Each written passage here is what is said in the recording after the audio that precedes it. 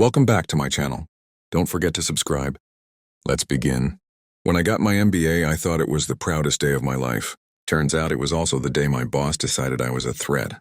I worked as a compliance analyst at Rothel Financial Group, a mid-sized investment firm in New York. I was the quiet one, but I did my job too well, apparently.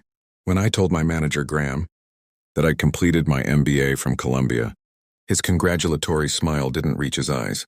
"Good for you," he said flatly. "Let's hope you'll still have time for your real job." I brushed it off at first. Then little things started changing. My reports were suddenly under review. My access to key files got restricted. Projects, snorts, I used to lead were handed to people who could barely balance a spreadsheet. 2 months later, I was called into HR. The reason? Restructuring. But the way Graham looked at me, smug, satisfied, told the real story. He didn't want an educated subordinate. He wanted obedience. So I packed my things, smiled, and said nothing.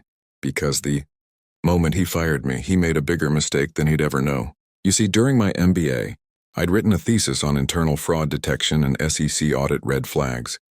I'd based parts of it on anonymized data from Rothwell because back then, I trusted the company. But after being fired, I went back over my old files and noticed something. Transactions I didn't recognize. Entries that didn't balance and donations made to accounts that didn't exist. I spent 3 weeks compiling everything. Every falsified report, every suspicious trade, every phantom investment. Then I sent it all neatly formatted, cross-referenced, and footnoted to the Securities and Exchange Commission.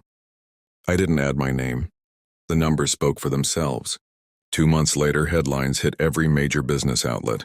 Rothwell Financial under SEC investigation for fraudulent reporting. Millions in investor funds had been misreported. Graham was on administrative leave. The company's board was panicking. And me, I was sipping coffee in my apartment when I got the call.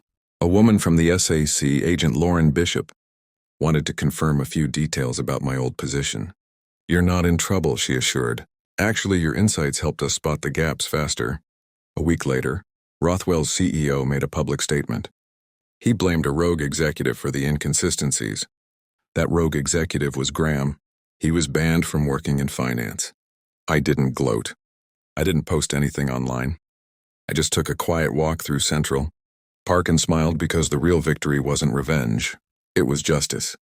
3 months later, the SEC contacted me again, this time with a job offer. "Your analytical work was exceptional," they said. So yes, Graham fired me for getting my MBA.